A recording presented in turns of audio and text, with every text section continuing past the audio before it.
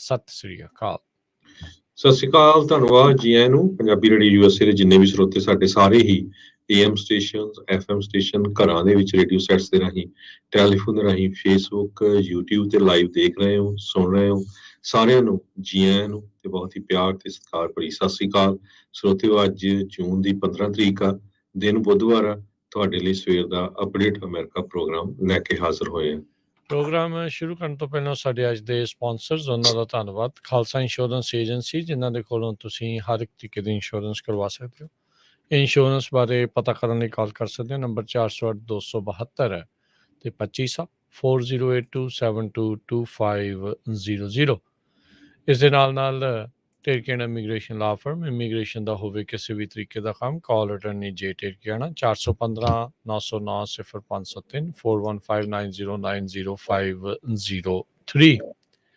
Manjeet Singh, Narendra Kaur Kular, Avtar Singh, Manzil Clovis, Amarjit Singh Stockton, Nachhattar Singh Sangha Clovis, Satnam Singh, Amarjit Singh Dosanjh, Sunny Purewal Yuba City, Paramjit Singh Deol Fresno, Lakhvir Singh Samra Texas, Kamaljit Singh Makhan Daulatpuria Stockton, Onkar Singh Fresno, Major Singh Sidhu, Vinder Singh Dhaliwal, Hardial Singh, Inderjit Kaur Dhaliwal Bakersfield, Jassi Gill, Raminder Basra, Talwinder Gill Bakersfield, Harjit Singh Lathrop, Karnail Singh Randhawa Sacramento, Antelope truck stop Burns Wyoming, Zander group, ਜਿੱਥੋਂ ਤੁਸੀਂ home loans, ਘਰ ਖਰੀਦਣ ਅਤੇ ਘਰ ਵੇਚਣ ਦੀਆਂ ਸਾਰੀਆਂ ਸਰਵਿਸਿਜ਼ ਲੈ ਸਕਦੇ ਹੋ। ਕਾਲ ਮੋਹਨ ਚੀਮਾ 8559052575।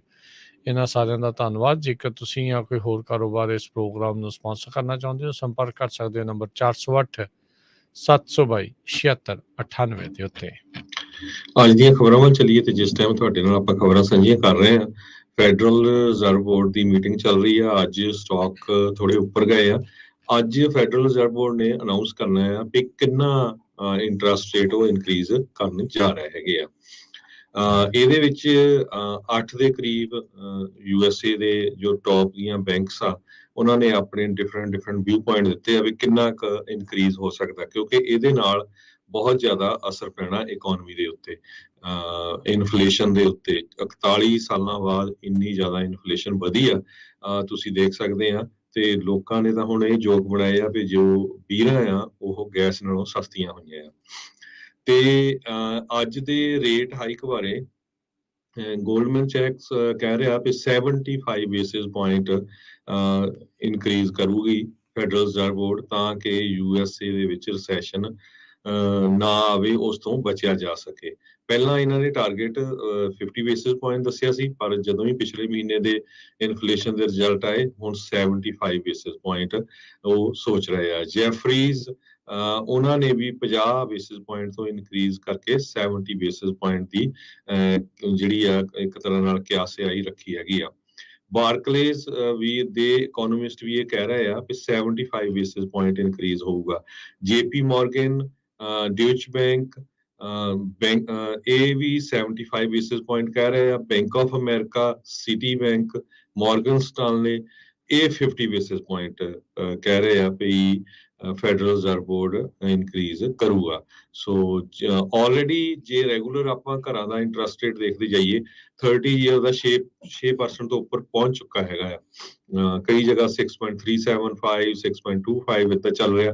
ਪਰ ਜੇ 75 ਬੇਸਿਸ ਪੁਆਇੰਟ ਹੋਰ ਇਨਕਰੀਜ਼ ਹੁੰਦਾ ਤੇ ਤੁਸੀਂ ਅੰਦਾਜ਼ਾ ਲਾ ਲਓ ਫਿਰ ਇੰਟਰਸਟ ਰੇਟ ਕਿੱਥੇ ਜਾਊਗਾ।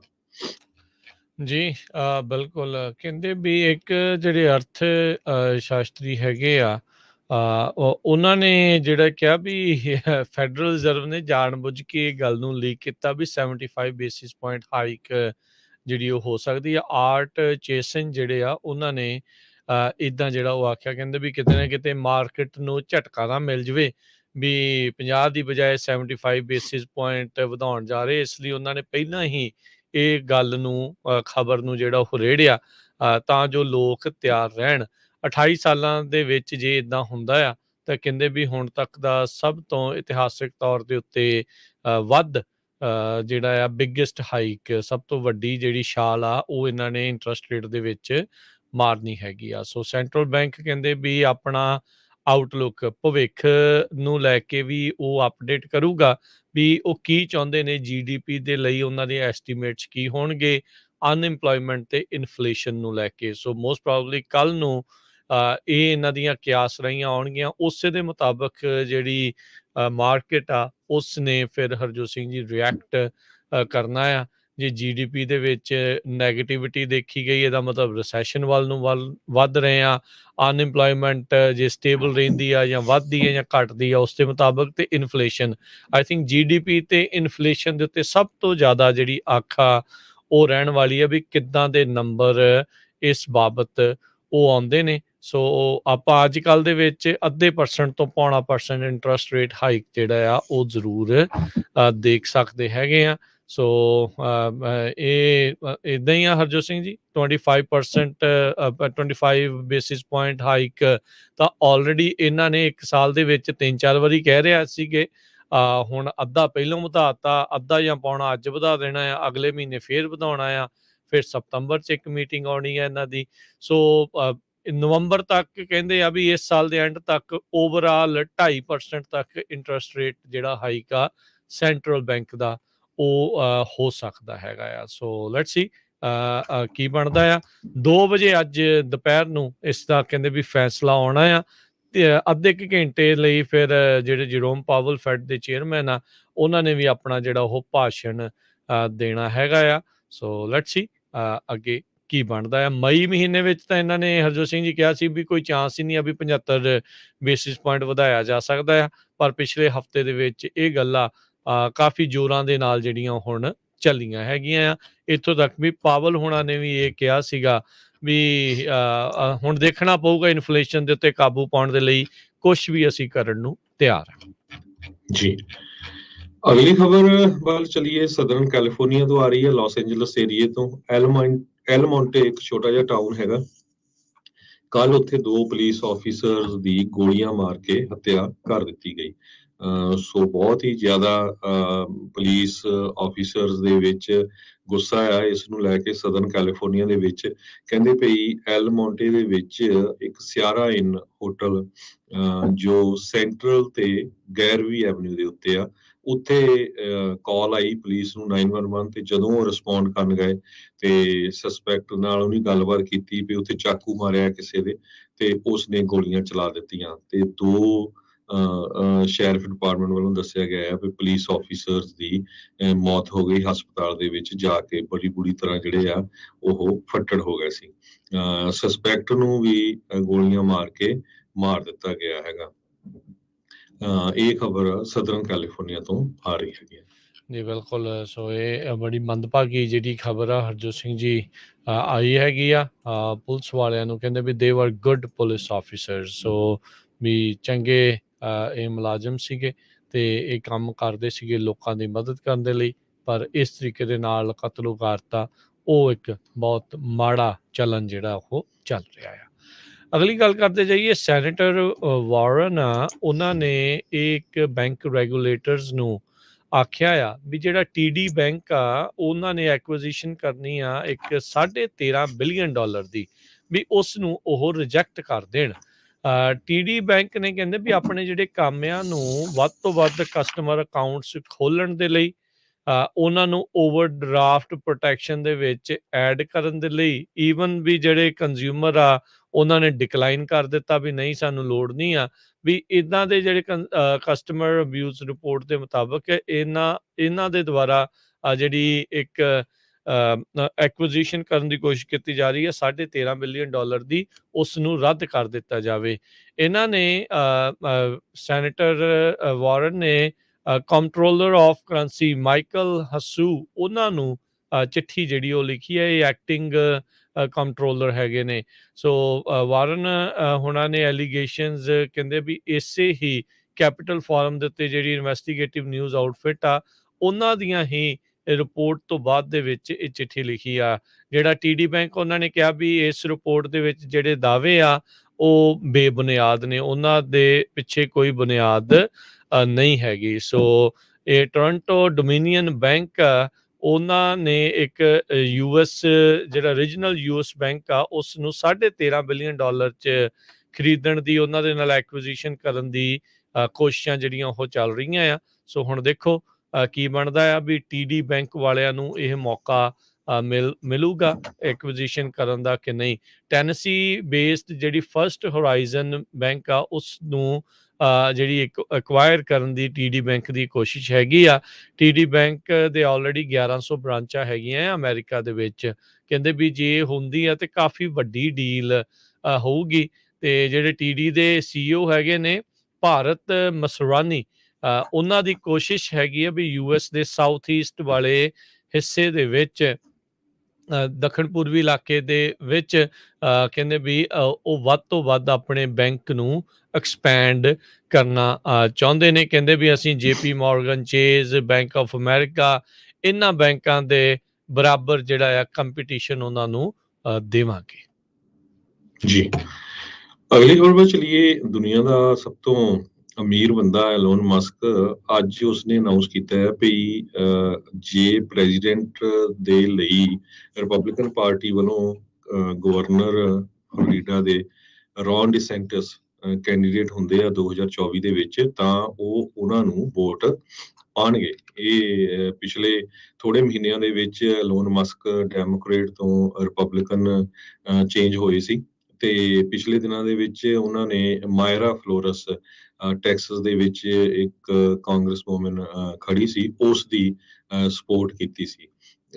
ਇਹ ਜਦੋਂ ਕੁਐਸਚਨ ਉਹਨਾਂ ਨੂੰ ਪੁੱਛਿਆ ਗਿਆ ਪਿਛਲੇ ਦਿਨਾਂ 'ਚ, ਉਹ ਪ੍ਰੈਜ਼ੀਡੈਂਟ ਟਰੰਪ ਦੇ ਵੀ ਕਾਫੀ ਸਪੋਰਟਰ ਰਹੇ ਆ, ਪਰ ਅੱਜ ਉਹਨਾਂ ਨੇ ਇਹ ਬਿਆਨ ਦਿੱਤਾ ਆ ਵੀ ਉਹ ਗਵਰਨਰ ਡਿਸੈਂਟਿਸ ਨੂੰ ਸਪੋਰਟ ਕਰਨਗੇ 2024 ਦੇ ਵਿੱਚ। ਇਹਨਾਂ ਦੀ ਕੰਪਨੀ ਦੇ ਨਾਲ ਜੁੜੀ ਹੋਈ ਖਬਰ ਜੇ ਕਰਦੇ ਜਾਈਏ, ਟੈਸਲਾ ਦੇ CEO ਜਿਹਨੇ ਕਿਹਾ ਸੀਗਾ ਵੀ 10% ਸਟਾਫ ਨੂੰ ਉਹ ਕੱਟ ਕਰਨ ਜਾ ਰਹੇ ਆ। ਕਹਿੰਦੇ ਵੀ ਹੁਣ ਜੌਬ ਕੱਟਸ ਉਹ ਦਿਖਣੀਆਂ ਸ਼ੁਰੂ ਹੋ ਰਹੀਆਂ ਨੇ। ਲਿੰਕਡਇਨ ਦੇ ਉੱਤੇ ਕਹਿੰਦੇ ਵੀ ਜਿਹੜੇ ਸਾਬਕਾ EMPLOYEES ਆ ਉਹ ਕਨਫਰਮ ਕਰ ਰਹੇ ਆ ਵੀ ਇਹਨਾਂ ਨੂੰ ਲੇ ਆਫ ਕਰ ਦਿੱਤਾ ਗਿਆ ਆ। ਤੇ ਟੈਸਲਾ ਦੇ ਦੁਆਰਾ ਜਿਹੜੇ ਸਟਾਫਰ ਪੋਸਟਿੰਗਸ ਆ ਲਿੰਕਡਇਨ ਦੇ ਉੱਤੇ ਜਿਹੜੀਆਂ ਉਹ ਆਈਆਂ ਨੇ। ਕਹਿੰਦੇ ਵੀ ਹੋਰ ਵੀ ਕਈ ਡਿਪਾਰਟਮੈਂਟਸ ਦੇ ਵੱਲੋਂ ਅਕ੍ਰੋਸ ਦਾ ਕੰਪਨੀ ਇਹ ਦੇਖਣ ਨੂੰ ਮਿਲੀਆਂ ਨੇ। ਸੋ ਕਹਿੰਦੇ ਵੀ ਟੈਸਲਾ ਨੇ ਆਪਣੀ ਜਿਹੜਾ 1 ਲੱਖ EMPLOYEE ਸੀਗਾ 2021 ਦੇ ਮੁਤਾਬਕ ਐਂਡ ਤੱਕ SEC ਦੀ ਫਾਈਲਿੰਗ ਦੇ ਵਿੱਚ, ਉਹਦੇ ਵਿੱਚੋਂ 10% ਜਿਹੜੇ ਲੋਕਾਂ ਨੂੰ ਹਰਜੋਤ ਸਿੰਘ ਜੀ ਕੱਢ ਦੇਣਾ ਆ। ਸੋ ਕਾਫੀ ਵੱਡਾ ਜਿਹੜੀ ਲੋਕਾਂ ਦੀ ਨੌਕਰੀ ਜਿਹੜੀ ਉੱਥੇ ਜਾਵੇਗੀ। ਸੋ ਜੌਬ ਕੱਟਸ ਕਹਿੰਦੇ ਵੀ ਸੀਨੀਅਰ ਰੋਲਸ ਵਾਲੇ ਲੋਕਾਂ ਨੂੰ ਵੀ ਇਫੈਕਟ ਜਿਹੜੀ ਉਹ ਕਰ ਰਹੀ ਆ। ਚਾਈਨਾ ਦੇ ਵਿੱਚ ਇਹਨਾਂ ਦੀਆਂ 3 ਹਾਇਰਿੰਗ ਇਵੈਂਟਸ ਹੋਣੀਆਂ ਸੀ ਇਸ ਮਹੀਨੇ ਦੇ ਵਿੱਚ, ਉਹ ਤਿੰਨੇ ਹੀ ਉਹਨਾਂ ਨੇ ਹੁਣ ਕੈਂਸਲ ਕਰ ਦਿੱਤੀਆਂ ਆ। ਕਹਿੰਦੇ ਵੀ ਇਸ ਤੋਂ ਬਾਅਦ ਦੇ ਵਿੱਚ ਕੰਪਨੀ ਜਿਹੜੀ ਆ ਉਹ ਸੈਲਰੀਡ ਸਟਾਫ ਦੇ ਵਿੱਚੋਂ 10% ਲੋਕਾਂ ਨੂੰ ਬਾਹਰ ਦਾ ਰਸਤਾ ਜਿਹੜੀ ਉਹ ਦਿਖਾਉਣ ਜਾ ਰਹੀ ਆ। ਮਸਕ ਜਿਹੜਾ ਕਹਿੰਦਾ ਹੈ ਵੀ ਘੱਟੋ ਘੱਟ 40 ਘੰਟੇ ਕੰਮ ਜਿਹੜਾ ਤੁਹਾਨੂੰ ਆਫਿਸ 'ਚ ਆ ਕੇ ਹੀ ਕਰਨਾ ਪਵੇਗਾ। ਇਸ ਤੋਂ ਪਹਿਲਾਂ ਨੈਟਫਲਿਕਸ ਨੇ 150 EMPLOYEES ਕੱਢਣ ਦੀ ਗੱਲ ਆਖੀ ਆ। ਉਧਰ ਐਮਾਜ਼ੋਨ, ਮੈਟਾ, ਮਾਈਕਰੋਸੋਫਟ, ਇੰਟਲ, ਇੱਦਾਂ ਦੀਆਂ ਕੰਪਨੀ ਨੇ ਜਿਹੜੀ ਹਾਇਰਿੰਗ ਦੇ ਉੱਤੇ ਫਰੀਜ਼ ਲਾ ਦਿੱਤੀ ਆ ਜਾਂ ਬਹੁਤ ਜ਼ਿਆਦਾ ਉਸ ਨੂੰ ਸਲੋ ਡਾਊਨ ਕਰ ਦਿੱਤਾ ਆ। ਜੀ ਬਿਲਕੁਲ, ਜੇ ਲੇ ਆਫ ਦੀ ਗੱਲ ਕਰਦੇ ਜਾਈਏ, ਲੇ ਆਫ ਦੀ ਵੇਵ ਚੱਲਣੀ ਬਹੁਤ ਤੇਜ਼ੀ ਦੇ ਨਾਲ USA ਦੇ ਵਿੱਚ ਸ਼ੁਰੂ ਹੋ ਗਈ ਹੈਗੀ ਆ। ਟੈਸਲਾ ਦਾ ਤੁਸੀਂ ਦੱਸਿਆ ਹੀ ਆ। ਆਈਕੀਆ ਨੇ ਇਹ ਕਿਹਾ ਵੀ ਉਹ ਵੀ ਕਾਫੀ ਵੱਡੀ ਗਿਣਤੀ ਦੇ ਵਿੱਚ ਆਪਣੇ EMPLOYEES ਨੂੰ ਲੇ ਆਫ ਕਰਨ ਜਾ ਰਹੇ ਆ। ਨਾਲ ਦੀ ਨਾਲ ਰਸ਼ੀਆ ਦੇ ਵਿੱਚ ਜਿੰਨੀਆਂ ਉਹਨਾਂ ਦੀਆਂ ਫੈਕਟਰੀਆਂ ਸੀਗੀਆਂ ਉਹ ਸ਼ਟ ਡਾਊਨ ਕਰਨ ਜਾ ਰਹੇ ਆ। ਆਈਕੀਆ ਕਾਫੀ ਸਮਾਨ ਰਸ਼ੀਆ ਤੋਂ ਲੈ ਕੇ ਆਉਂਦਾ ਸੀ, ਜਿੱਥੇ ਉਹਨਾਂ ਦੀਆਂ ਫੈਕਟਰੀਆਂ ਸੀਗੀਆਂ। 28,000 EMPLOYEES ਆਈਕੀਆ ਦੇ ਆਲ ਓਵਰ ਵਰਲਡ ਹੈਗੇ ਆ, ਤੇ ਕਾਫੀ ਗਿਣਤੀ ਦੇ ਵਿੱਚ ਉਹ ਲੇ ਆਫ ਕਰਨ ਜਾ ਰਹੇ ਆ। ਇਸ ਤੋਂ ਬਿਨਾਂ ਟੈਕ ਇੰਡਸਟਰੀ ਦੇ ਵਿੱਚ ਲੇ ਆਫ ਦੀ ਵੇਵ ਪੂਰੀ ਤਰ੍ਹਾਂ ਚੱਲ ਪਈ ਹੈਗੀ ਆ। ਕੰਪਸ ਤੇ ਕੋਇਨਵੇਸ ਇਹਨਾਂ ਨੇ ਅਨਾਉਂਸ ਕੀਤਾ ਹੈਗਾ ਆ, ਉਹ ਲੇ ਆਫ ਕਰਨ ਜਾ ਰਹੇ ਆ। ਰੀਅਲ ਸਟੇਟ ਇੰਡਸਟਰੀ ਦੇ ਵਿੱਚ ਰੈਡਫਿਨ, ਇਹਨਾਂ ਕੰਪਨੀਆਂ ਨੇ ਵੀ ਕਿਹਾ ਵੀ ਉਹ ਆਪਣੇ EMPLOYEES ਲੇ ਆਫ ਕਰਨ ਜਾ ਰਹੇ ਆ। ਪੇਲਟੋਨ ਕੰਪਨੀ ਜਿਹੜੀ ਟੈਕ ਕੰਪਨੀ ਆ, ਆਨਲਾਈਨ ਜਿਹੜੀ ਹੈਗੀ ਆ, ਉਹ ਕਹਿੰਦੇ ਆ ਵੀ ਅਸੀਂ ਹਜ਼ਾਰਾਂ ਦੀ ਗਿਣਤੀ ਦੇ ਵਿੱਚ ਲੇ ਆਫ ਕਰਨ ਜਾ ਰਹੇ ਆ ਇਸ ਸਾਲ। ਆਨਲਾਈਨ ਕਾਰ ਡੀਲਰ ਕੈਰਾਵਨ ਨੇ 12% ਵਰਕਫੋਰਸ ਆਪਣੀ ਕੱਟ ਕਰ ਦਿੱਤੀ ਹੈਗੀ ਆ।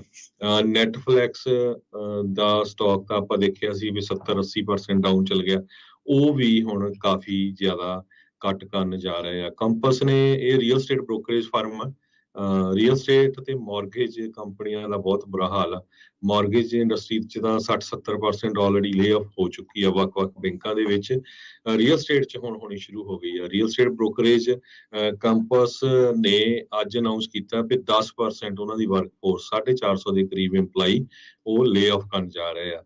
ਰੈਡਫਿਨ ਦੇ CEO ਗਲੈਨ ਕੈਲਮਿਨ, ਇਹ ਰੀਅਲ ਸਟੇਟ ਬ੍ਰੋਕਰੇਜ ਫਰਮ ਹੈਗੀ ਆ। ਇਹਨਾਂ ਨੇ ਕਿਹਾ ਵੀ ਅਸੀਂ 6% ਆਪਣੇ EMPLOYEES ਆ ਲੇ ਆਫ ਕਰਨ ਜਾ ਰਹੇ ਆ। ਕੋਇਨਵੇਸ ਕ੍ਰਿਪਟੋ ਕਰੰਸੀ ਨੂੰ ਬਹੁਤ ਝਟਕਾ ਲੱਗਾ, ਉਹ 18% ਆਪਣੀ ਵਰਕਫੋਰਸ ਲੇ ਆਫ ਕਰਨ ਜਾ ਰਹੇ ਹੈਗੇ। ਜੀ ਬਿਲਕੁਲ। ਸੋ ਲੰਮੀਆਂ ਚੌੜੀਆਂ ਜਿਹੜੀਆਂ ਆ ਇਹ ਲੇ ਆਫਸ ਦਾ ਦੌਰ ਹੈ ਇਸ ਟਾਈਮ ਚੱਲ ਰਿਹਾ ਆ। ਕੱਲਾ ਅਮਰੀਕਾ ਹੀ ਨਹੀਂ, ਨਾਨ US ਕੰਪਨੀਜ਼ ਦੇ ਵਿੱਚ ਵੀ ਇਹ ਲੇ ਆਫ ਸ਼ੁਰੂ ਜਿਹੜੀ ਉਹ ਹੋਈ ਹੈਗੀ ਆ। ਕਈਆਂ ਨੇ ਰੀਸਟਰਕਚਰ ਕਰਨਾ ਹੁੰਦਾ, ਕਈਆਂ ਨੇ ਕੁਛ ਕਰਨਾ ਹੁੰਦਾ ਆ, ਪਰ ਮਾਰਕੀਟ ਨੂੰ ਦੇਖਦੇ ਹੋਏ ਸਾਰੇ ਜਣੇ ਆਪੋ ਆਪਣੇ ਬਜਟ ਕੰਜ਼ਰਵ ਕਰਨ ਵੱਲ ਨੂੰ ਇੱਦਾਂ ਲੱਗਦਾ ਆ ਵੀ ਉਹ ਚੁਰੇ ਨੇ ਜਿਹੜੇ ਤੁਰੇ ਨੇ। ਸੋ ਦੇਖੋ ਅੱਗੇ ਜਿਹੜਾ ਹਰਜੋਤ ਸਿੰਘ ਜੀ ਕੀ ਬਣਦਾ ਹੈਗਾ ਆ, ਪਰ ਇਕੋਨਮੀ ਨੂੰ ਲੈ ਕੇ ਕੋਈ ਬਹੁਤੀਆਂ ਸੁਖਾਲੀਆਂ ਖਬਰਾਂ ਨਹੀਂ ਆ। ਹੁਣ ਤੁਸੀਂ ਦੇਖੋ ਲੇ ਆਫ ਜਦੋਂ ਵੱਧਦੇ ਆ ਤੇ ਆਟੋਮੈਟਿਕਲੀ ਅਨਇੰਪਲੋਇਮੈਂਟ ਰੇਟ ਵੀ ਜਿਹੜੀ ਉਹ ਵਧਣੀ ਆ। Inflation, unemployment rate hikes, lower GDP, ਇਹ ਜਿਹੜੀ ਖਿਚੜੀ ਇਸ ਟਾਈਮ ਪੱਕ ਰਹੀ ਆ, ਇਹ ਘਾਟੇ ਦਾ ਸੌਦਾ ਜਿਹੜਾ ਇੱਕ ਹਿਸਾਬ ਦੇ ਨਾਲ ਜੇ ਆਪਾਂ ਸਪਸ਼ਟ ਸ਼ਬਦਾਂ 'ਚ ਕਹੀਏ ਤਾਂ ਇਹ ਹੈਗਾ ਆ। ਸੋ ਝਟਕੇ ਜਿਹੜੇ ਆ ਉਹ ਕਈ ਤਰੀਕੇ ਦੇ ਲੱਗ ਸਕਦੇ ਆ, ਇੱਕ ਤੋਂ ਬਾਅਦ ਇੱਕ ਡੋਮੀਨੋ ਜਿਹੜਾ ਆ ਇਫੈਕਟ ਹੋ ਸਕਦਾ ਆ। ਸੋ ਸਾਰਿਆਂ ਨੂੰ ਇਸ ਚੀਜ਼ ਦੇ ਪ੍ਰਤੀ ਧਿਆਨ ਦੇ ਨਾਲ ਰਹਿਣ ਦੀ ਜਿਹੜੀ ਜ਼ਰੂਰਤ ਆ। ਚਾਹੇ ਆਪਾਂ ਰੀਅਲ estate ਮਾਰਕੀਟ ਲੈ ਲਈਏ, ਹੈਲਥ ਕੇਅਰ ਨੂੰ ਲੈ ਕੇ ਦੇਖ ਲਈਏ, ਸਾਰੇ ਪਾਸੇ ਜਿਹੜੀ ਆ ਉਹ ਹਾਹਾਕਾਰ ਜਿਹੜੀ ਉਹ ਮੱਚੀ ਆ। ਤੇ ਆਪਾਂ ਆਲਰੇਡੀ ਪਹਿਲਾਂ ਦੱਸ ਹੀ ਚੁੱਕੇ ਆ ਵੀ ਗੈਸ ਦੀਆਂ ਪ੍ਰਾਈਸਾਂ, ਡੀਜ਼ਲ ਦੀਆਂ ਪ੍ਰਾਈਸਾਂ ਇੰਨੀਆਂ ਕੁ ਜ਼ਿਆਦਾ ਇਸ ਟਾਈਮ ਵਧੀਆਂ ਹੋਈਆਂ ਆ। ਲਾਈਕ ਉਹ ਇੱਦਾਂ ਆ ਵੀ ਉਹ ਅਕਲਮੰਦੀ ਜੀ ਨਹੀਂ ਲੱਗਦੀ ਵੀ ਉਸ ਹਿਸਾਬ ਦੇ ਨਾਲ ਕੁਛ ਜਿਹੜਾ ਉਹ ਹੋਊਗਾ। ਸੋ ਸਥਿਤੀ ਜਿਹੜੀ ਆ ਕਾਫੀ ਆਊਟ ਆਫ ਕੰਟਰੋਲ ਹੁੰਦੀ ਜਾ ਰਹੀ ਆ ਸਾਰੇ ਪਾਸਿਓਂ। ਇਸ ਹਿਸਾਬ ਦੇ ਨਾਲ ਨੈਗੇਟਿਵ ਖਬਰਾਂ ਜੀਆਂ ਜਿਹੜੀਆਂ ਉਹ ਆ ਰਹੀਆਂ ਆ, ਪਰ ਆਪਣੇ ਜਿਹੜੀ ਕਮਿਊਨਿਟੀ ਵਾਲੇ ਇਸ ਗੱਲੋਂ ਸਿਆਣੇ ਨੇ, ਚੰਗੇ ਹੁੰਦੇ ਨੇ ਵੀ ਇਹਨਾਂ ਨੂੰ ਸੇਵਿੰਗ ਦਾ ਕੌਨਸੈਪਟ ਪਹਿਲੋਂ ਤੋਂ ਪਤਾ ਆ, ਉਸ ਚੀਜ਼ ਨੂੰ ਉਹ ਸਮਝਦੇ ਨੇ। ਸੋ ਇੱਦਾਂ ਆ ਵੀ ਚਲੋ ਸੇਵਿੰਗ ਨਾ ਵਰਤੀ ਜਾਵੇ ਤਾਂ ਚੰਗੀ ਗੱਲ ਆ, ਪਰ ਇਹ ਆ ਵੀ ਐਟਲੀਸਟ ਕੁਛ ਬੈਕਅਪ ਜਿਹੜਾ ਹੋਣਾ ਚਾਹੀਦਾ। ਬਾਕੀ overall America 70% America paycheck to paycheck ਜਿਹੜਾ ਉਹ ਰਹਿ ਰਿਹਾ ਆ। ਇਹ ਸਥਿਤੀ ਬਹੁਤ ਮਾੜੀ ਜਿਹੜੀ ਉਹ ਬਣ ਰਹੀ ਹੈਗੀ ਆ। ਸੋ ਉਹਨਾਂ ਸਾਰਿਆਂ ਦਾ ਭਾਰ ਇਵੈਂਚੁਅਲੀ ਫਿਰ ਉਹ ਸਰਕਾਰ ਦੇ ਉੱਤੇ ਜਿਹੜਾ ਉਹ ਪੈਣਾ ਹੈ। ਸੋ ਸਥਿਤੀ ਓਵਰਆਲ ਕੋਈ ਬਹੁਤੀ ਅਨੁਕੂਲ ਨਹੀਂ ਦਿਖ ਰਹੀ ਹੈਗੀ। ਇਹਨਾਂ ਲੋਕਾਂ ਨੂੰ ਵੀ, ਸਾਰਿਆਂ ਨੂੰ ਸੇਵਿੰਗਸ ਦੇ ਕੌਨਸੈਪਟ ਨੂੰ ਜਿਹੜਾ ਉਹ ਚੱਜ ਦੇ ਨਾਲ ਸਮਝਣ ਦੀ ਜਿਹੜੀ ਉਹ ਜ਼ਰੂਰਤ ਹੈਗੀ ਆ, ਤੇ ਉਸ ਪਾਸੇ ਵੱਲ ਨੂੰ ਕਦਮ ਜਿਹੜੇ ਉਹ ਜ਼ਰੂਰ ਨਾਲ ਦੇ ਨਾਲ ਵਧਾਉਣੇ ਚਾਹੀਦੇ ਨੇ। ਜੀ, ਵੈਲਸ ਫਾਰਗੋ ਨੇ ਅਨਾਉਂਸ ਕੀਤਾ ਹੈ ਵੀ ਅਨਨੋਨ ਨੰਬਰਸ ਆਫ ਪੀਪਲ ਉਹ ਲੇ ਆਫ ਕਰਨ ਜਾ ਰਹੇ ਆ। ਮਾਰਗੇਜ ਦੇ ਵਿੱਚ ਫਸਟ ਕੁਆਰਟਰ 'ਚ ਉਹਨਾਂ ਨੂੰ ਬਹੁਤ ਜ਼ਿਆਦਾ ਘਾਟਾ ਪਿਆ ਹੈ। ਲੋਨ ਪ੍ਰੋਸੈਸਰਸ, ਅੰਡਰ ਰਾਈਟਰਸ, ਇਹ ਸਾਰੀਆਂ ਪੋਜੀਸ਼ਨਸ ਨੂੰ ਉਹ ਕੱਟ ਆਫ ਕਰਨ ਜਾ ਰਹੇ ਹੈਗੇ। ਜੀ, ਅਗਲੀ ਜਿਹੜੀ ਗੱਲ ਕਰਦੇ ਜਾਈਏ, US ਆਰਮੀ ਨੇ ਆਪਣਾ ਪਹਿਲਾ ਫਲੋਟਿੰਗ ਸੋਲਰ ਐਰੇ ਜਿਹੜਾ ਆ ਉਸ ਨੂੰ ਲਾਂਚ ਕੀਤਾ ਹੈਗਾ ਆ। ਫੋਰਟ ਬ੍ਰੈਗ ਦੇ ਵਿੱਚ ਇਹ ਸੋਲਰ ਇੰਸਟਾਲੇਸ਼ਨ ਜਿਹੜੀ ਉਹ ਹੋਊਗੀ। ਇਸ ਦੇ ਨਾਲ 1.1 ਮੈਗਾਵਾਟ ਸੋਲਰ ਫੈਸਿਲਿਟੀ ਜਿਹੜੀ ਆ ਹੋਊਗੀ, ਤੇ ਇਹਦੇ ਨਾਲ 2 ਮੈਗਾਵਾਟ ਆਵਰ ਬੈਟਰੀ ਜਿਹੜੀ ਆ ਉਹ ਲਾਈ ਗਈ ਆ। ਇਸ ਦੇ ਨਾਲ ਪ੍ਰੋਡਿਊਸ ਕੀਤੀ ਗਈ ਐਨਰਜੀ, ਬਿਜਲੀ ਆ, ਉਸ ਨੂੰ ਸਟੋਰ ਕਰਕੇ ਰੱਖਣ ਦੇ ਲਈ। ਸਾਊਥ ਈਸਟਰਨ US ਦੇ ਵਿੱਚ ਇਹ ਆਪਣੇ ਕਿਸਮ ਦਾ ਪਹਿਲੇ ਕਿਸਮ ਦਾ ਜਿਹੜਾ ਇਹ ਫਲੋਟਿੰਗ ਸੋਲਰ ਐਰੇ ਹੋਊਗਾ, ਜਿਸ ਨੂੰ ਡਿਪਾਰਟਮੈਂਟ ਆਫ ਡਿਫੈਂਸ ਨੇ ਇੰਸਟਾਲ ਕੀਤਾ ਹੈਗਾ ਆ। ਸੋ ਨਾਰਥ ਕੈਰੋਲੀਨਾ ਦੇ ਵਿੱਚ ਜਿਹੜਾ ਫੋਰਟ ਬ੍ਰੈਗ ਆ, ਉੱਥੇ ਜਿਹੜਾ ਹਰਜੋਤ ਸਿੰਘ ਜੀ ਇਹ ਸੋਲਰ ਫਾਰਮ ਇਹਨਾਂ ਨੇ ਲਾਂਚ ਕੀਤਾ ਆ। ਸੋ ਇਸ ਦੇ ਵਿੱਚ ਆਰਮੀ ਅਫੀਸ਼ੀਅਲ ਨੇ ਪਿਛਲੇ ਹਫਤੇ ਅਨਵੇਲ ਕੀਤਾ ਸੀਗਾ ਬਿਗ ਮਡੀ ਲੇਕ, ਜਿਹੜੀ ਕੈਂਪ ਮੈਕਾਲ ਦੇ ਉੱਤੇ ਹੈਗੀ ਆ, ਉਸ ਦੇ ਵਿੱਚ। ਤੇ ਉੱਥੇ ਤਕਰੀਬਨ 49,000 ਮਿਲਟਰੀ ਪਰਸਨਲ, 11,000 ਸਿਵਿਲੀਅਨ ਇੰਪਲੋਈਜ਼ ਤੇ 23,000 ਫੈਮਿਲੀ ਮੈਂਬਰਸ ਕੋਲ ਉੱਥੇ ਰਹਿੰਦੇ ਨੇ। ਸੋ ਇਹਦੇ ਨਾਲ ਕਹਿੰਦੇ ਆ ਵੀ ਜਿਹੜਾ ਡਿਪਾਰਟਮੈਂਟ ਆਫ ਡਿਫੈਂਸ ਤੇ ਆਰਮੀ ਵਾਲੇ ਆ, ਉਹਨਾਂ ਦੀ ਜਿਹੜੀ ਕਲਾਈਮੇਟ ਸਟ੍ਰੈਟਜੀ ਦੇ ਤਹਿਤ ਇਸ ਪ੍ਰੋਜੈਕਟ ਨੂੰ ਇਹਨਾਂ ਨੇ ਪੂਰੀਆਂ ਕੀਤਾ ਆ। ਇਹ ਕਮਿਟਮੈਂਟ ਜਿਹੜੀ ਉਹਨਾਂ ਨੇ ਕੀਤੀ ਸੀਗੀ ਵੀ ਅਸੀਂ ਜਿਹੜੀ ਕਲੀਨ ਐਨਰਜੀ ਤੇ ਗ੍ਰੀਨ ਹਾਊਸ ਗੈਸ ਐਮਿਸ਼ਨਸ ਨੂੰ ਰਿਡਿਊਸ ਕਰਨ ਦੇ ਤਹਿਤ ਹੀ ਇਸ ਪ੍ਰੋਜੈਕਟ ਨੂੰ ਫਲੋਟਿੰਗ ਸੋਲਰ ਐਰੇ ਨੂੰ ਲਿਆਂਦਾ ਗਿਆ ਹੈਗਾ ਆ। ਜੀ ਬਿਲਕੁਲ। ਅਗਲੀ ਖਬਰ ਵੱਲ ਚਲੀਏ। ਕੱਲ ਪ੍ਰਾਇਮਰੀ ਇਲੈਕਸ਼ਨ ਹੋਈ ਹੈ ਕਈ ਸਟੇਟਾਂ ਦੇ ਵਿੱਚ।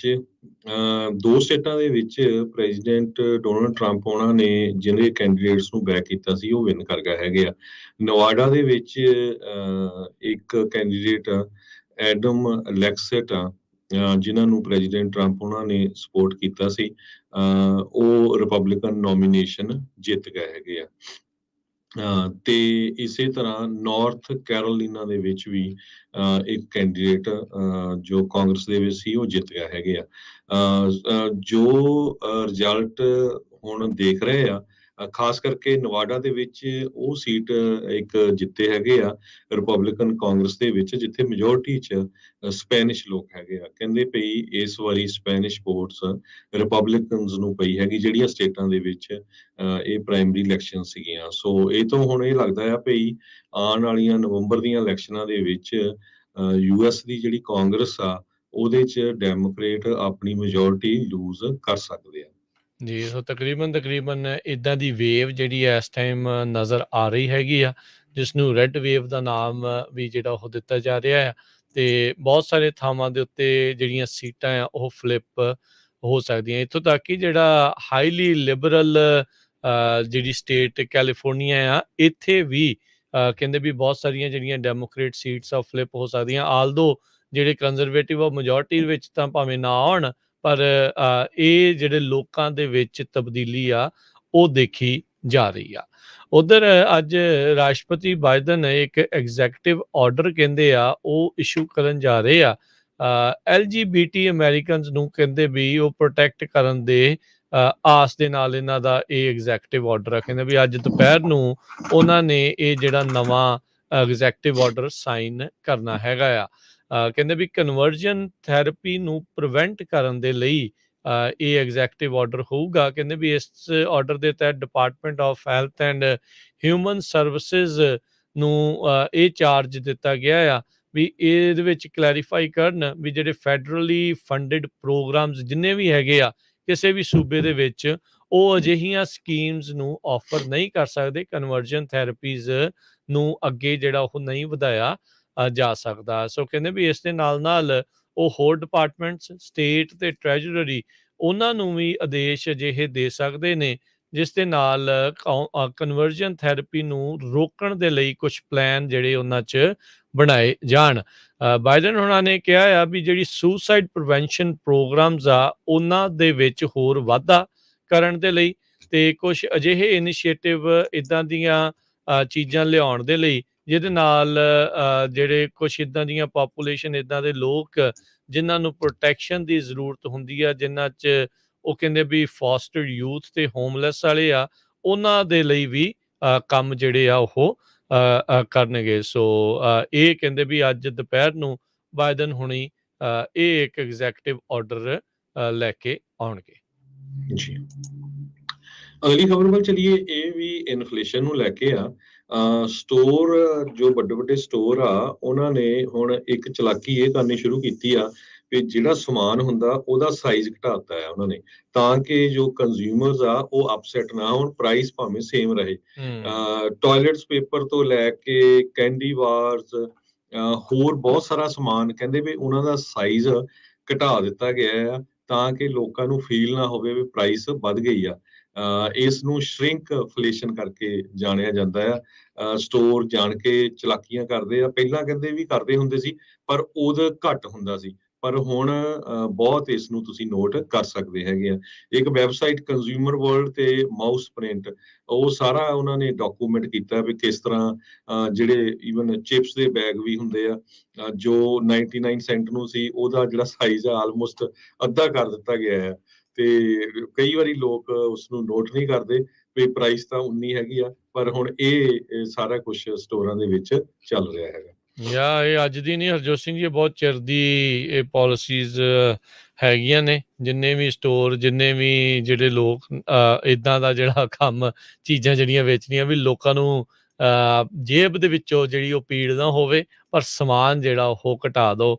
ਕਈ ਇਹਦੀ ਦੇ ਉੱਤੇ ਉਹਨਾਂ ਨੇ ਝੂਠਾ ਹੀ 20% ਮੋਰ, 30% ਮੋਰ ਇੱਦਾਂ ਦਾ ਕਹਿੰਦੇ ਵੀ ਲਿਖ ਦਿੱਤਾ ਗਿਆ ਹੁੰਦਾ ਆ। ਬਹੁਤ ਸਾਰੀ ਇੱਦਾਂ ਦੀ ਫਾਲਸ ਐਡਵਰਟਾਈਜ਼ਮੈਂਟ ਕਰਨ ਦੇ ਚੱਕਰ ਦੇ ਵਿੱਚ ਉਹਨਾਂ ਨੂੰ ਜੁਰਮਾਨੇ ਵੀ ਜਿਹੜੇ ਉਹ ਦੇਣੇ ਪਏ ਆ, ਪਰ ਕਿੱਥੇ ਹਟਦੇ। ਉਹਨਾਂ ਨੂੰ ਫਾਇਦਾ ਹੀ ਇਹੋ ਜਿਹੀਆਂ ਚੀਜ਼ਾਂ 'ਚ ਇੰਨਾ ਕੁ ਹੋ ਜਾਂਦਾ ਆ, ਉਹ ਮਾੜਾ ਮੋਟਾ ਜੁਰਮਾਨਾ ਦੇ ਕੇ ਜਿਹੜਾ ਬਾਅਦ 'ਚ ਉਹ ਛੁੱਟ ਜਾਂਦੇ ਨੇ। ਤੇ ਗੱਲਾਂ ਬਾਤਾਂ ਦਾ ਸਿਲਸਿਲਾ ਹਰਜੋਤ ਸਿੰਘ ਜੀ ਆਪਾਂ ਇੱਦਾਂ ਹੀ ਜਾਰੀ ਰੱਖਾਂਗੇ। ਇਕੋਨਮੀ ਦੇ ਨਾਲ ਜੁੜੀਆਂ ਹੋਈਆਂ ਗੱਲਾਂ, ਸੁਪਰੀਮ ਕੋਰਟ ਨੇ ਇਮੀਗ੍ਰੇਸ਼ਨ ਦੇ ਬਾਬਤ ਇੱਕ ਹੋਰ ਨਵੀਂ ਰੂਲਿੰਗ ਜਿਹੜੀ ਉਹ ਦਿੱਤੀ ਆ, ਉਹ ਬ੍ਰੇਕ ਤੋਂ ਬਾਅਦ ਦੇ ਵਿੱਚ ਆਪਾਂ ਤੁਹਾਡੇ ਸਾਰਿਆਂ ਨਾਲ ਸਾਂਝੀ ਕਰਾਂਗੇ। ਜੁੜੇ ਰਹੋ ਇੱਦਾਂ ਹੀ ਪੰਜਾਬੀ ਰੇਡੀਓ USA ਦੇ ਨਾਲ ਜੀ।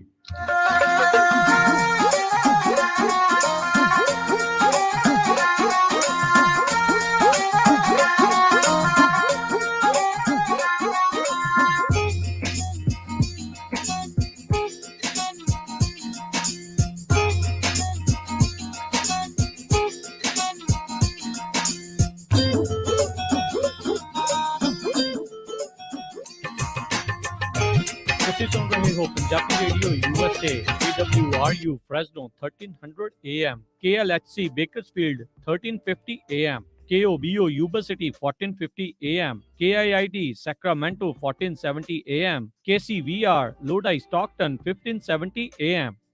ਜੇਕਰ ਕਰਵਾਉਣਾ ਚਾਹੁੰਦੇ ਹੋ ਤੁਸੀਂ US ਇਮੀਗ੍ਰੇਸ਼ਨ ਦਾ ਕਿਸੇ ਵੀ ਤਰੀਕੇ ਦਾ ਕੰਮ, ਤਾਂ ਹਮੇਸ਼ਾ ਯਾਦ ਰੱਖੋ ਟੇਕੇਣਾ ਇਮੀਗ੍ਰੇਸ਼ਨ ਲਾ ਫਰਮ। ਫੈਮਿਲੀ ਪਟੀਸ਼ਨਸ, ਅਸਾਈਲਮ ਦੇ ਕੇਸਿਸ ਦੇ ਜਾਂ ਹੋਰ ਕਿਸੇ ਵੀ ਤਰੀਕੇ ਦੀ US ਇਮੀਗ੍ਰੇਸ਼ਨ ਦੇ ਕੰਮ ਦੇ ਲਈ ਕਾਲ ਕਰੋ ਅਟਾਰਨੀ ਜੇ ਟੇਕਿਆਣਾ 4159090503 415-909-0503। ਅਟਾਰਨੀ ਟੇਕਿਆਣਾ ਪੰਜਾਬੀ ਰੇਡੀਓ USA ਦੇ ਉੱਤੇ ਹਰ ਸ਼ਨੀਚਰਵਾਰ 9 ਤੋਂ 10:30 ਵਜੇ ਤੱਕ ਕੈਲੀਫੋਰਨੀਆ ਟਾਈਮ ਦੇ ਮੁਤਾਬਕ ਇਮੀਗ੍ਰੇਸ਼ਨ ਸ਼ੋਅ ਵੀ ਲੈ ਕੇ ਹਾਜ਼ਰ ਹੁੰਦੇ ਹਨ।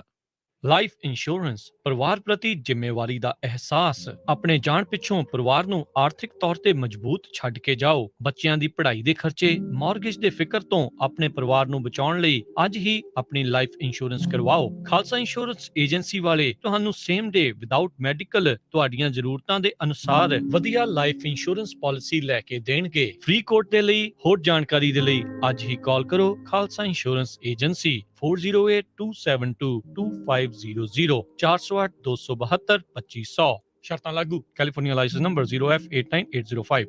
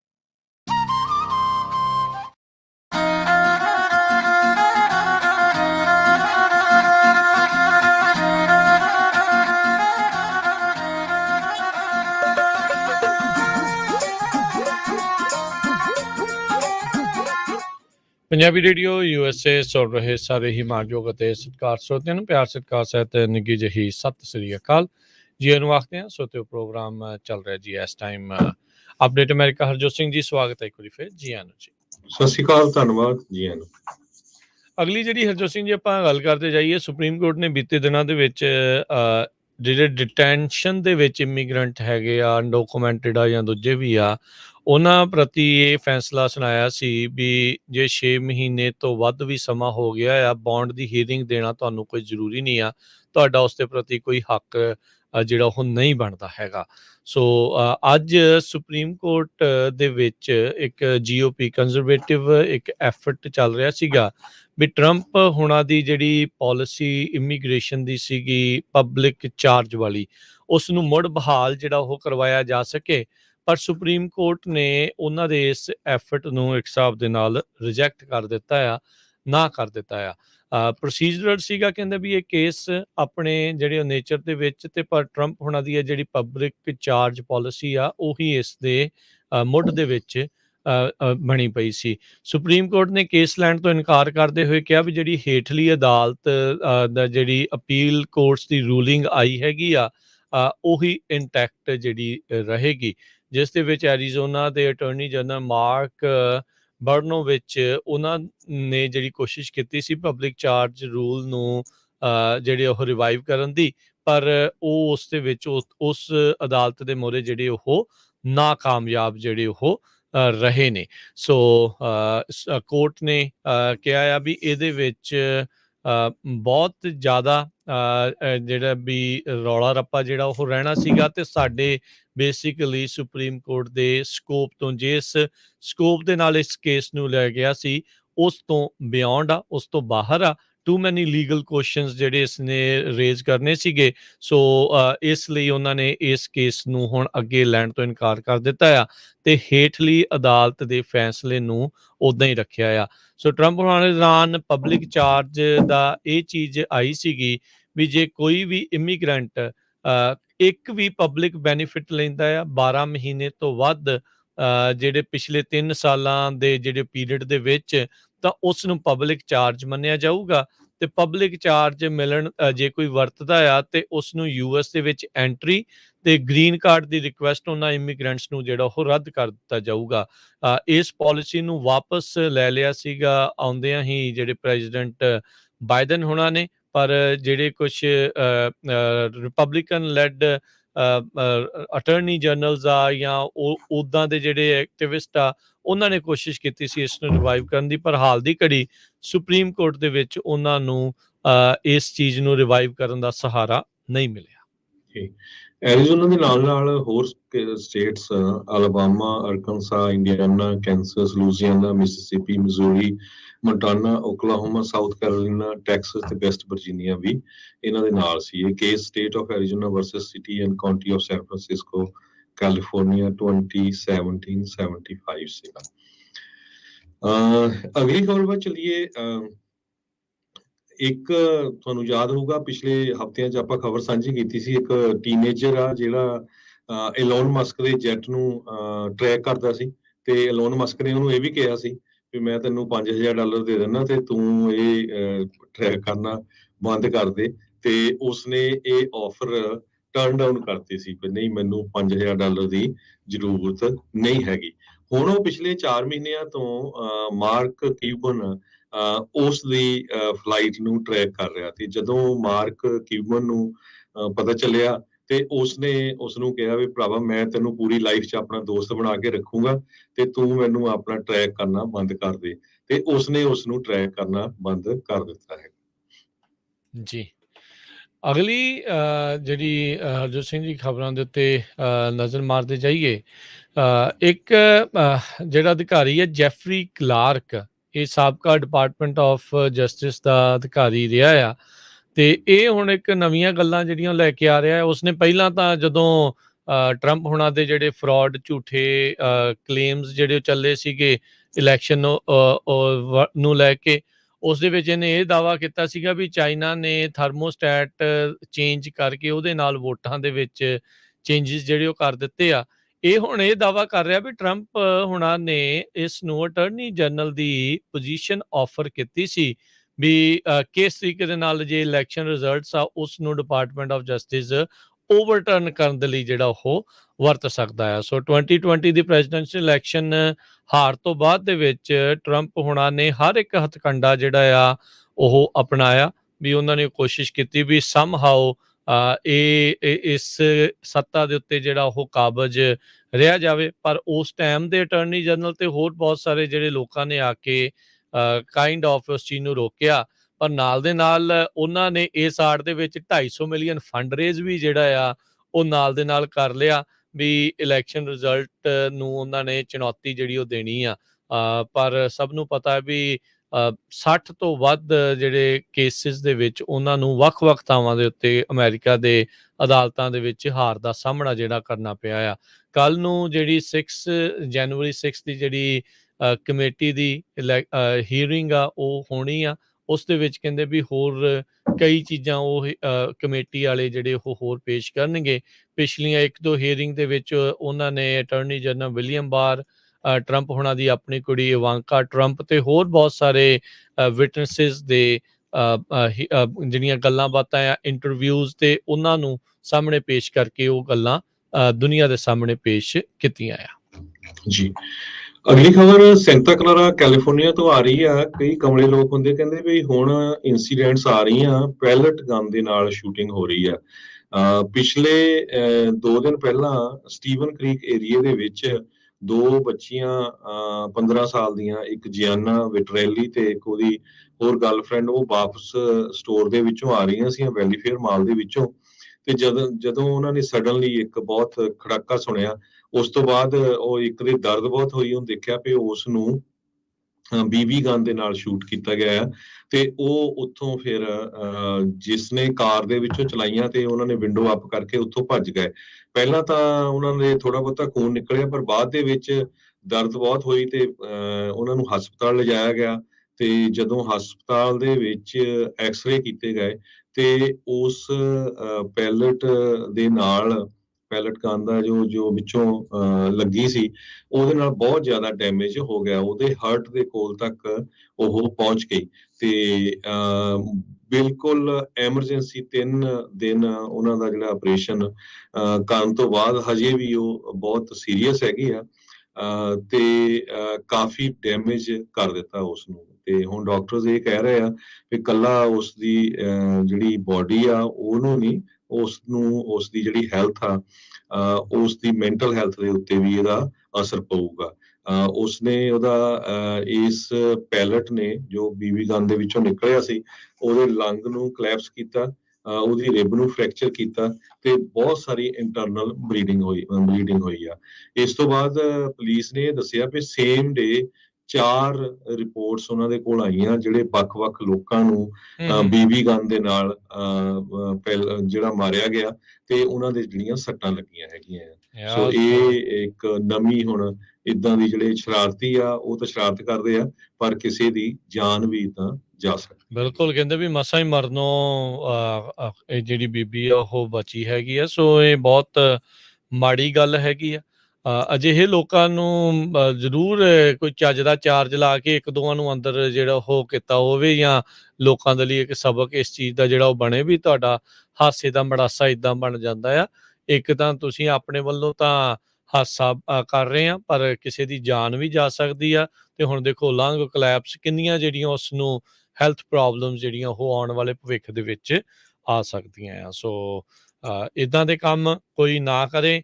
ਇਸੇ ਲਈ ਆਪਾਂ ਬਾਰ-ਬਾਰ ਕਹਿੰਦੇ ਰਹਿੰਦੇ ਹਾਂ ਵੀ ਭਾਈ ਆਪਣੇ ਨਿਆਣਿਆਂ ਦੇ ਉੱਤੇ ਨਜ਼ਰ ਵੀ ਜਿਹੜੀ ਉਹ ਰੱਖਿਆ ਕਰੋ। ਕਈ ਵਾਰੀ ਸਿਆਣੇ ਵੀ ਜਿਹੜੇ ਸਿਆਣੇ-ਬਿਆਣੇ ਬੰਦੇ ਵੀ ਇੱਦਾਂ ਦੀਆਂ ਪੁੱਠੀਆਂ ਹਰਕਤਾਂ ਹਰਜੋਤ ਸਿੰਘ ਜੀ ਕਰ ਜਾਂਦੇ ਨੇ। ਤੇ ਜਿਵੇਂ ਤੁਸੀਂ ਜਾਣਦੇ ਹੋ ਹਰਜੋਤ ਸਿੰਘ ਜੀ ਤੇ ਆਪਣੇ ਸਰੋਤੇ ਵੀ ਅੱਜ ਦੇ ਇਸ ਪ੍ਰੋਗਰਾਮ ਦੇ ਵਿੱਚ ਆਪਾਂ ਗੱਲਬਾਤ ਕਰਦੇ ਹੁੰਦੇ ਹਾਂ ਰੀਅਲ estate ਤੇ ਮਾਰਗੇਜ ਇੰਡਸਟਰੀ ਦੇ ਬਾਬਤ। ਤੇ ਆਪਣੇ ਨਾਲ ਇਸ ਟਾਈਮ ਜੁੜ ਚੁੱਕੇ ਨੇ ਜ਼ੈਂਡਰ ਮਾਰਗੇਜ ਅਤੇ ਰੀਅਲ estate ਤੋਂ ਸੁਖਬੀਰ ਪੰਡਾਲ ਜੀ। ਜੀ ਆਇਆਂ ਨੂੰ ਸਵਾਗਤ ਹੈ। ਸਤਿ ਸ਼੍ਰੀ ਅਕਾਲ ਜੀ। ਹਾਂਜੀ, ਸਤਿ ਸ਼੍ਰੀ ਅਕਾਲ ਜੀ। ਮੇਰੇ ਵੱਲੋਂ ਵੀ ਤੁਹਾਨੂੰ ਦੋਨੋਂ ਵੀਰਾਂ ਨੂੰ ਤੇ ਤੁਹਾਡੇ ਸਰੋਤਿਆਂ ਨੂੰ ਵੀ ਮੇਰੇ ਵੱਲੋਂ ਬਹੁਤ ਪਿਆਰ ਭਰੀ ਤੇ ਨਿੱਘੀ ਸਤਿ ਸ਼੍ਰੀ ਅਕਾਲ ਜੀ। ਜੀ, ਸੋ ਸੁਖਬੀਰ ਜੀ, ਇਸ ਤੋਂ ਪਹਿਲਾਂ ਆਪਾਂ ਗੱਲਬਾਤ ਸ਼ੁਰੂ ਕਰੀਏ, ਆਪਣੀਆਂ ਆਈਡੀ ਸ਼ੇਅਰ ਕਰ ਲਿਓ ਜੀ। ਹਾਂਜੀ ਜ਼ਰੂਰ, ਮੇਰੀ MLS ID 1994273 ਤੇ ਮੇਰੀ DRE ID 01997346 ਜੀ ਸੁਖਵੀਰ ਪਿੰਡਾ ਜੀ, ਗੱਲਬਾਤ ਦੀ ਸ਼ੁਰੂਆਤ ਕਰਦੇ ਆ। ਫੈਡ ਵਾਲੇ ਬੈਠੇ ਆ, ਸਿਰ ਜੋੜ ਕੇ ਬੈਠੇ ਆ। ਕੋਈ ਕਹਿੰਦਾ 50 ਬੇਸਿਸ ਪੁਆਇੰਟ, ਕੋਈ ਕਹਿੰਦਾ 75 ਬੇਸਿਸ ਪੁਆਇੰਟ ਜਿਹੜਾ ਇੰਟਰਸਟ ਰੇਟ ਵਧਾਇਆ ਜਾ ਸਕਦਾ ਆ। ਇਹਨਾਂ ਦਾ ਅਸਰ ਆਪਾਂ ਮਾਰਗੇਜ ਇੰਡਸਟਰੀ ਦੇ ਉੱਤੇ ਕਿੱਦਾਂ ਦੇਖਾਂਗੇ? ਹੋਮ ਲੋਨਸ ਦੇ ਉੱਤੇ ਕੀ ਅਸਰ ਰਹੇਗਾ? ਹਾਂਜੀ, ਜਿਹੜੀ ਤੁਸੀਂ ਗੱਲ ਕਹੀ ਆ ਬਿਲਕੁਲ ਸੱਚੀ ਆ ਕਿ ਅੱਜ ਅਨਾਉਂਸਮੈਂਟ ਹੋਣੀ ਆ ਕਿ ਇੰਟਰਸਟ ਰੇਟ ਦੀ ਕਿੰਨੀ ਇਨਕਰੀਮੈਂਟ ਹੁੰਦੀ ਆ ਤੇ ਇਹਦਾ ਇਫੈਕਟ ਜਿਹੜਾ ਵਾ ਕਹਿ ਲਓ ਕਿ ਬਹੁਤ ਡਰਾਸਟਿਕ ਪੈ ਰਿਹਾ ਵਾ, ਸਪੈਸ਼ਲੀ ਰੀਫਾਈਨੈਂਸ ਤੇ ਰੀਫਾਈਨੈਂਸਿੰਗ ਕਹਿ ਲਓ ਕਿ ਬਿਲਕੁਲ ਹੀ ਖਤਮ ਹੋਈ ਆ ਕਿਉਂਕਿ ਇੰਟਰਸਟ ਰੇਟ ਜਿਹੜੇ ਉਹ ਕਾਫੀ ਹਾਈ ਹੋ ਗਏ। ਤੇ ਦੂਜਾ ਜਿਹੜਾ ਰੀਅਲ ਸਟੇਟ ਦਾ ਵਾ, ਹਾਂ ਉਹਦੇ ਤੇ ਵੀ ਫਰਕ ਜਿਹੜਾ ਉਹ ਦਿਖ ਰਿਹਾ ਵਾ। ਜਿਵੇਂ ਮੈਂ ਪਹਿਲਾਂ ਤੁਸੀਂ ਗੱਲਬਾਤ ਕਰ ਰਹੇ ਸੀ ਕਿਵੇਂ ਜਿਹੜੀਆਂ ਜੌਬਸ ਜਾ ਰਹੀਆਂ ਵੱਡੀਆਂ ਵੱਡੀਆਂ ਕੰਪਨੀਆਂ ਤੋਂ ਜੀ, ਤੇ ਹਾਂ ਜ਼ਰੂਰ ਫਰਕ ਪੈ ਰਿਹਾ ਉਹਦੇ ਨਾਲ। ਅੱਗੇ ਕੀ ਸੀਗਾ ਕਿ ਜਿਹੜਾ ਘਰ ਤੁਸੀਂ ਵੇਚਣਾ ਲਾ ਰਹੇ ਸੀਗੇ ਤੇ ਬਾਇਰ ਸੀਗੇ ਕਾਫੀ, ਤੇ ਮਾਰਕੀਟ 'ਚ ਪਿੱਛੋਂ ਆਉਂਦਾ ਸੀ ਪਹਿਲਾਂ ਹੀ ਕੋਈ ਨਾ ਕੋਈ ਉਹਦੀ ਆਫਰ ਜਾਂ ਓਵਰ ਦਾ ਪ੍ਰਾਈਸ ਆ ਜਾਂਦੀ ਸੀ। ਹੁਣ ਜ਼ਰੂਰ ਹੈ ਕਿ ਘਰ ਤੁਹਾਨੂੰ ਵੇਖਣ ਨੂੰ ਜਾਂ ਜਿਹੜੇ ਵਿਕ ਰਹੇ ਘਰ ਆ ਉਹ ਮਾਰਕੀਟ 'ਚ ਦਿਖ ਰਹੇ ਆ, ਸੋ ਫਰਕ ਜਿਹੜਾ ਉਹ ਮਹਿਸੂਸ ਹੋ ਰਿਹਾ ਵਾ। ਜੀ ਬਿਲਕੁਲ। ਸੋ ਜਦੋਂ ਇਹੋ ਜਿਹਾ ਮੌਕਾ ਆਉਂਦਾ ਆ ਸੁਖਬੀਰ ਭੰਡਾਲ ਜੀ, ਵੀ ਲੋਕਾਂ ਨੂੰ ਲੱਗਦਾ ਵੀ ਘਰ ਖਰੀਦੀਏ ਨਾ ਖਰੀਦੀਏ, ਸ਼ਸ਼ੋਪੰਚ ਵਿੱਚ ਹੁੰਦੇ, ਡਾਇਲਮਾ 'ਚ ਹੁੰਦੇ ਆ। ਸੋ ਉਹਨਾਂ ਨੂੰ ਲੱਗਦਾ ਵੀ ਕੀ ਇੱਦਾਂ ਇਨਵੈਸਟਮੈਂਟ ਕਰਨੀ ਜਾਂ ਰੀਅਲ ਅਸਟੇਟ ਜਾਂ ਕਮਰਸ਼ੀਅਲ ਜਾਂ ਬਿਜ਼ਨਸ ਕੋਈ ਵੀ ਚੀਜ਼ ਜਿਹੜੀ ਹੈ ਖਰੀਦਣੀ, ਚਾਹੇ ਹੋਮ ਆ, ਵੀ ਉਹ ਕੰਮ ਠੀਕ ਹੋਊਗਾ ਕਿ ਨਹੀਂ ਹੋਊਗਾ। ਸੋ ਜਿਹੜੇ ਇਸ ਟਾਈਮ ਅਜਿਹੇ ਸਵਾਲਾਂ ਦਾ ਆਪਣੇ ਅੰਦਰ ਜਵਾਬ ਲੱਭ ਰਹੇ ਆ, ਤੁਸੀਂ ਉਹਨਾਂ ਨੂੰ ਕੀ ਕਹਿਣਾ ਚਾਹੁੰਦੇ ਹੋ? ਹਾਂਜੀ, ਇਹ ਸਵਾਲ ਬਹੁਤ ਹੀ ਇੰਪੋਰਟੈਂਟ ਆ। ਜਿਵੇਂ ਤੁਸੀਂ ਕਿਹਾ ਤੇ ਬਹੁਤ ਕਹਿ ਲਓ ਕਿ ਹਰ ਇੱਕ ਦੇ ਮਨ ਦੇ ਵਿੱਚ ਇਹ ਜ਼ਰੂਰ ਉੱਭਰ ਰਿਹਾ। ਦੇਖੋ ਇਹਦੇ ਦੋ ਆਨਸਰ ਆ। ਜੇ ਤੇ ਆਪਣੇ ਰੀਅਲ ਸਟੇਟ ਤੁਸੀਂ ਰੈਜ਼ੀਡੈਂਸ਼ੀਅਲ ਰੀਅਲ ਸਟੇਟ ਮੰਨ ਲਓ ਘਰ ਲੈਣਾ ਵਾ ਜੀ, ਤੇ ਮੈਂ ਇਵੇਂ ਸੋਚਦਾ ਵਾਂ ਕਿ ਲੋੜ ਦਾ ਮੁੱਲ ਕੋਈ ਨਹੀਂ ਹੁੰਦਾ। ਜੇ ਤੁਸੀਂ ਹਜੇ ਵੀ ਅਪਾਰਟਮੈਂਟ ਰਹਿ ਰਹੇ ਹੋ ਤੇ ਤੁਹਾਡੇ ਮਨ ਵਿੱਚ ਕੋਈ ਸੁਪਨਾ ਹੈ ਘਰ ਲੈਣ ਦਾ, ਤੁਸੀਂ ਕੁਆਲੀਫਾਈ ਕਰ ਰਹੇ ਹੋ, ਤੁਹਾਡੀ ਜੌਬ ਜਿਹੜੀ ਉਹ ਸਟਰੋਂਗ ਆ ਤੇ 2 ਸਾਲ ਦੀ ਟੈਕਸ ਰਿਟਰਨ ਤੁਹਾਡੀ ਸਟਰੋਂਗ ਆ, ਤੇ ਫਿਰ ਘਰ ਜਿਹੜਾ ਉਹ ਲੈ ਲੈਣਾ ਚਾਹੀਦਾ ਵਾ। ਉਹਦਾ ਰੀਜ਼ਨ ਇਹ ਆ ਕਿ ਇੱਕ ਤਾਂ ਤੁਸੀਂ ਐਕੁਇਟੀ ਬਿਲਡ ਕਰੋਗੇ, ਦੂਜਾ ਇਹ ਆ ਕਿ ਜਿਹੜੀ ਜੇ ਮੰਨ ਲਓ ਤੁਹਾਨੂੰ ਇੰਟਰਸਟ ਰੇਟ ਉਹ ਹਾਈ ਵੀ ਮਿਲ ਗਿਆ, ਹਾਈ ਤੋਂ ਭਾਵ ਕਿ ਜੋ ਅੱਜ ਕੱਲ੍ਹ ਚੱਲ ਰਿਹਾ 5.5% 6% ਕੁਛ ਇਸ ਰੇਂਜ ਦੇ ਵਿੱਚ, ਜੀ, ਤੇ ਫਿਰ ਤੁਸੀਂ 2-2.5 ਸਾਲ ਬਾਅਦ ਜਦੋਂ ਮਾਰਕੀਟ ਫਿਰ ਜਿਹੜੀ ਉਹ ਸਹੀ ਹੁੰਦੀ ਆ ਤੁਸੀਂ ਰੀਫਾਈਨੈਂਸ ਕਰ ਸਕਦੇ ਹੋ। ਪਰ ਦੇਖੋ ਉਮਰ ਦੇ ਨਾਲ ਜਿਹੜੀਆਂ ਚੀਜ਼ਾਂ ਬਦਲਦੀਆਂ ਰਹਿੰਦੀਆਂ। ਜੇ ਤੁਹਾਡੇ ਬੱਚੇ ਉਸ ਏਜ ਗਰੁੱਪ ਦੇ ਆ ਜਿਹੜੇ ਸਵਿਮਿੰਗ ਪੂਲ ਨੂੰ ਮੰਨਣਾ ਚਾਹੁੰਦੇ ਆ ਜਾਂ ਤੁਹਾਡੇ ਕੁਝ ਸੁਪਨੇ ਆ, ਉਹ ਪੂਰੇ ਕਰ ਲੈਣੇ ਚਾਹੀਦੇ ਜੇ ਤੁਹਾਡੀ ਜੌਬ ਜਿਹੜੀ ਆ ਉਹ ਉਹਨੂੰ ਕੁਆਲੀਫਾਈ ਕਰ ਰਹੀ ਲੋਨ ਨੂੰ। ਸੋ ਜਿਹਨੇ ਵੇਚਣਾ ਵਾ ਉਹਦੇ ਲਈ ਵੀ ਠੀਕ ਆ। ਹਜੇ ਵੀ ਘਰ ਜਿਹੜੇ ਵਿਕ ਰਹੇ ਆ, ਜੇ ਤੁਸੀਂ ਚਾਹੁੰਦੇ ਆ ਘਰ ਵੇਚਣਾ ਤੇ ਮੈਨੂੰ ਲੱਗਦਾ ਵਾ ਕਿ ਤੁਸੀਂ ਘਰ ਜਿਹੜਾ ਤੁਹਾਨੂੰ ਹੁਣ ਮੌਕਾ ਹੈ ਵੇਚ ਦੇਣਾ ਚਾਹੀਦਾ। ਹਜੇ ਵੀ ਬਾਇਰ ਜਿਹੜੇ ਉਹ ਮਾਰਕੀਟ 'ਚ ਹੈ।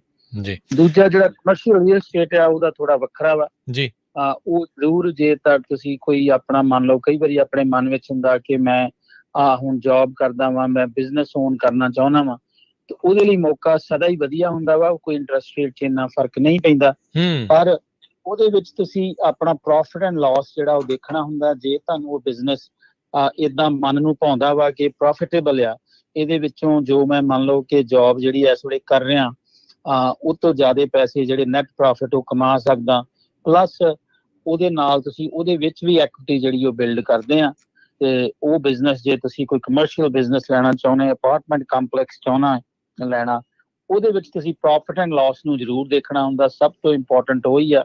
ਜੇ ਇੰਟਰਸਟ ਰੇਟ ਵਧੇ ਆ ਤੇ ਕੋਈ ਗੱਲ ਨਹੀਂ, ਕਿਉਂਕਿ ਤੁਸੀਂ ਉਹਨੂੰ ਵਿੱਚੋਂ ਮਾਈਨਸ ਕਰ ਲੈਣਾ, ਨੈਟ ਇਨਕਮ ਕੱਢਦੇ ਆ।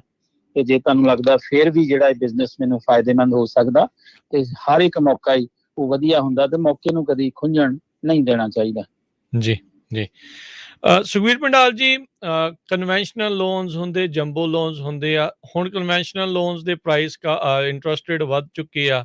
ਕਿ ਜੰਬੋ ਲੋਨਸ ਦੇ ਵੀ ਇੰਟਰਸਟ ਰੇਟ ਵਧੇ ਆ ਜਾਂ ਉੱਥੇ ਕੀ ਆ ਕਿ ਹੁਣ ਇਹ ਮੌਕਾ ਹੈ ਵੀ ਜਿਹੜਾ ਸੋਚ ਰਿਹਾ ਸੀ ਮੈਂ ਥੋੜਾ ਛੋਟਾ ਘਰ ਲੈਣਾ, ਥੋੜਾ ਵੱਡਾ ਘਰ ਲੈ ਲਵਾਂ, ਵੀ ਜੰਬੋ ਲੋਨ ਦਾ ਵੀ ਇੰਟਰਸਟ ਰੇਟ ਉਹਨੂੰ ਤਕਰੀਬਨ ਓਨਾ ਕੀ ਮਿਲਣਾ?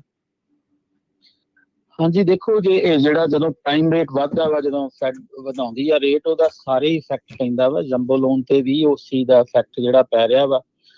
ਪਰ ਇਹ ਜ਼ਰੂਰ ਆ ਕਿ ਬਈ ਜਿਵੇਂ ਪਿੱਛੇ ਜੇ ਇਹਨਾਂ ਨੇ ਕੀ ਕੀਤਾ ਸੀਗਾ ਕਿ ਸਾਰੀਆਂ ਕਾਉਂਟੀਜ਼ ਦੇ ਵਿੱਚ ਜਿਹੜੀ ਲਿਮਿਟ ਸੀਗੀ ਉਹ ਕਨਵੈਨਸ਼ਨਲ ਲੋਨ ਦੀ ਵੀ ਵਧਾ ਦਿੱਤੀ ਤੇ ਨਾਲ ਦੀ ਨਾਲ ਜੰਬੋ ਲੋਨ ਦੀ ਵੀ ਜਿਹੜੀ ਉਹ ਲਿਮਿਟ ਜਿਹੜੀ ਉਹ ਵੱਧ ਗਈ। ਠੀਕ ਹੈ। ਸੋ ਹਾਂਜੀ, ਉਹਦੇ ਵਿੱਚ ਇਹ ਤੁਹਾਡੇ ਕੁਐਸਚਨ ਦਾ ਆਨਸਰ ਆ ਵੀ ਹਾਂ, ਫਰਕ ਜਿਹੜਾ ਵਾ ਉਹ ਜ਼ਰੂਰ ਪੈਂਦਾ ਵਾ। ਉਹ ਜੰਬੋ ਲੋਨ ਦੇ ਰੇਟ ਤੇ ਵੀ ਪਿਆ ਤੇ ਨਾਲ ਦੀ ਨਾਲ ਜਿਹੜਾ ਆਪਣਾ ਕਨਵੈਨਸ਼ਨਲ ਲੋਨ ਆ ਉਹਦੇ ਉੱਤੇ ਵੀ ਪਿਆ ਹੋਇਆ। ਜੀ ਸੁਖਬੀਰ ਜੀ, ਬਹੁਤ ਸਾਰੇ ਸਾਡੇ ਵੀ ਕਾਲਸ ਆਉਂਦੀਆਂ ਰਹਿੰਦੀਆਂ, ਬਹੁਤ ਸਾਰੇ ਲੋਕ ਇਸ ਸਿਚੁਏਸ਼ਨ 'ਚ ਫਸੇ ਹੋਏ ਆ ਜਿਨ੍ਹਾਂ ਨੇ ਨਵੇਂ ਘਰਾਂ ਦੀਆਂ ਆਫਰ ਦਿੱਤੀਆਂ ਸੀ ਬਿਲਡਰਸ ਨੂੰ ਬਣਾਉਂਦਿਆਂ। ਹੁਣ 7, 8, 10, 12 ਮਹੀਨੇ ਵੀ ਹੋ ਗਏ ਕਿਉਂਕਿ ਮਟੀਰੀਅਲ ਬੜਾ ਮਹਿੰਗਾ ਸੀ, ਬਿਲਡਰ ਹੌਲੀ ਹੌਲੀ ਬਣਾ ਰਹੇ ਸੀ। ਤੇ ਹੁਣ ਇੱਕ ਪਾਸੇ ਤਾਂ ਉਹਨਾਂ ਨੂੰ ਇਹ ਆ ਵੀ ਅਸੀਂ ਸੋਚ ਰਹੇ ਸੀ 2.5% ਤੇ ਵਿਆਜ ਮਿਲਣਾ, ਹੁਣ ਮੇਬੀ 6 ਤੇ ਮਿਲੇ, ਪਰ ਜੇ ਅੱਜ 70 ਬੇਸਿਸ ਪੁਆਇੰਟ ਵੱਧ ਗਿਆ ਤੇ 7 ਤੱਕ ਵੀ ਜਾ ਸਕਦਾ। ਤੇ ਦੂਸਰੇ ਪਾਸੇ ਜਦੋਂ ਉਹਨਾਂ ਨੇ ਘਰ ਦੀ ਪ੍ਰਾਈਸ ਐਕਸੈਪਟ ਕੀਤੀ ਸੀ ਉਹਦੇ ਨਾਲੋਂ $1,00,000 ਵੱਧ ਗਈ ਆ। ਸੋ ਤੁਹਾਨੂੰ ਲੱਗਦਾ ਵੀ ਉਹਨਾਂ ਨੂੰ ਉਹ ਐਡਜਸਟੇਬਲ ਲੋਨ ਜਿਹੜੇ ਹੁੰਦੇ ਆ 10 ਸਾਲਾਂ ਦਾ ਜਾਂ 5 ਸਾਲਾਂ ਦਾ, ਮੈਂ ਦੇਖਦਾ ਸੀ ਨਿਊਜ਼, ਉਹਨਾਂ ਦੀ ਹੁਣ ਡਿਮਾਂਡ ਵੱਧਦੀ ਗਈ ਆ, ਉਹ ਲੈ ਕੇ ਘਰ ਨਹੀਂ ਛੱਡਣਾ ਚਾਹੀਦਾ? ਹਾਂਜੀ, ਦੇਖੋ ਫਿਰ ਗੱਲ ਉੱਥੇ ਹੀ ਆਉਂਦੀ ਆ ਕਿ ਲੋੜ ਦਾ ਮੁੱਲ, ਕਿ ਤੁਹਾਡੀ ਲੋੜ ਕਿਵੇਂ ਆ। ਜੇ ਮੰਨ ਲਓ ਕਿ ਤੁਸੀਂ ਅਪਗ੍ਰੇਡ ਕਰ ਰਹੇ ਸੀਗੇ ਤੇ ਤੁਹਾਨੂੰ ਲੱਗਦਾ ਵਾ ਕਿ ਜਿਹੜਾ ਮੈਂ ਕਰ ਰਹਿ ਰਿਹਾ ਉਹ ਵੀ ਵਧੀਆ ਵਾ, ਤੇ ਤੁਹਾਨੂੰ ਜੇ ਤੁਹਾਡਾ ਮਨ ਕਰਦਾ ਵੇਟ ਕਰ ਸਕਦੇ ਆ। ਜੇ ਇਵੇਂ ਲੱਗ ਰਿਹਾ ਵਾ ਕਿ ਬਈ ਪ੍ਰਾਈਸ ਜਿਹੜਾ ਵਾ ਕਾਫੀ ਡਿਫਰੈਂਸ ਪੈ ਗਿਆ ਜਾਂ ਇੰਟਰਸਟ ਰੇਟ ਵੱਧ ਗਿਆ, ਪਰ ਨਾਲ ਦੀ ਨਾਲ ਜਿਵੇਂ ਤੁਸੀਂ ਆਰਮ ਰੇਟ ਦਾ ਕਿਹਾ ਵਾ, ਹਾਂ ਇਹ ਬਹੁਤ ਵਧੀਆ ਆਈਡੀਆ ਵਾ।